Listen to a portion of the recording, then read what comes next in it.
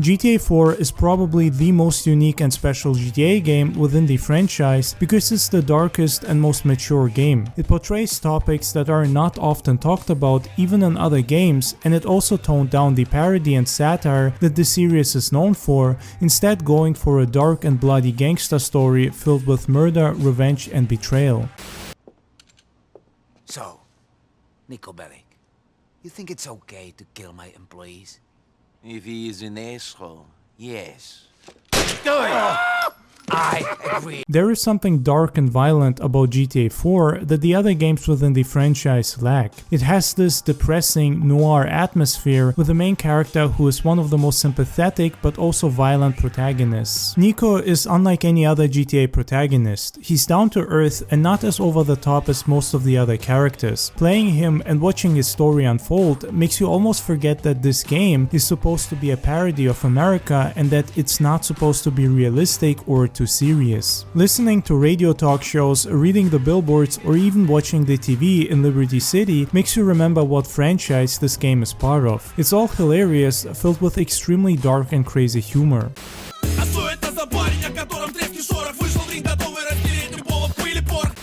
It's a show about the human heart. It's a show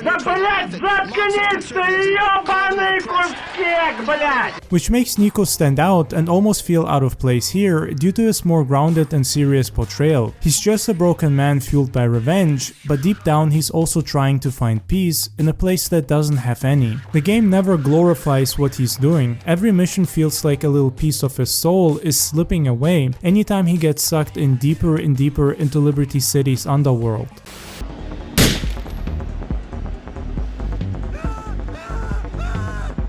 She was going to say anything without that. When Nico arrives in America, he's genuinely filled with hope and ready to start a new life, away from crime, still dealing with PTSD and memories from the Balkan War. Unfortunately, he didn't realize what kind of place Liberty City is, and before he knew it, it pulled him back into a life of crime.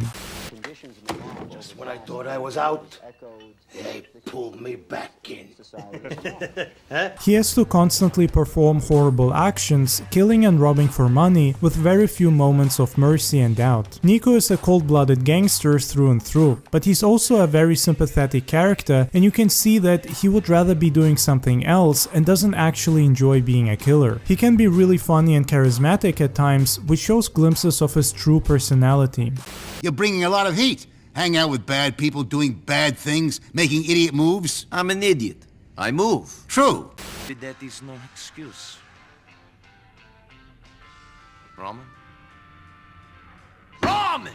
Are you sleeping, you fat fuck? Come on! Seeing the Russian underworld in GTA 4 was awesome because we rarely see anything about them, and it feels like a fresh new world full of darkness and blood. Which is exactly how they are in real life, and the game did a great job portraying the violent and unhinged nature of the Russian mob. These people are greedy, morally bankrupt and evil. You pathetic idiot. You, prove you're loyal. Go and kill the guy. Don't question my loyalty. Then don't question my orders.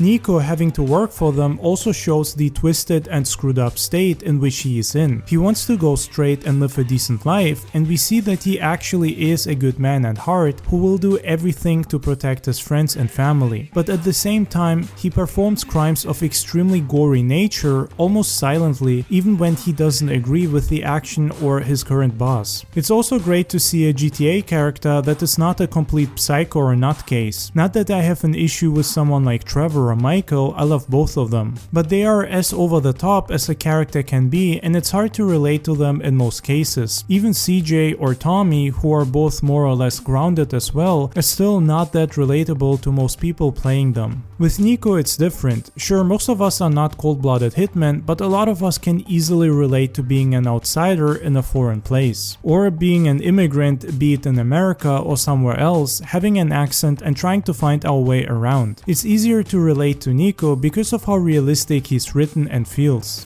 Half Beach is a small place. My friends will find you.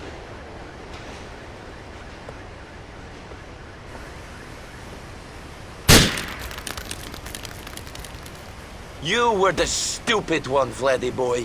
Nobody fucks with my family. What I thought was an interesting design choice is the very dark and bleak color grading and atmosphere that Liberty City and the whole game has. It's almost like GTA 4 is a noir crime movie because all of the colors seem washed out. You can easily imagine Nico narrating the whole game like Max Payne, lost in his own thoughts while walking along the dark streets of Liberty City. When the war came, I did bad things. And after the war, I thought nothing of doing bad things. I killed people, smuggled people, sold people. And you don't worry about your soul? After you walk into a village and you see 50 children all sitting neatly in a row against the church wall, each with their throats cut and their hands chopped off, you realize that the creature that could do this doesn't have a soul.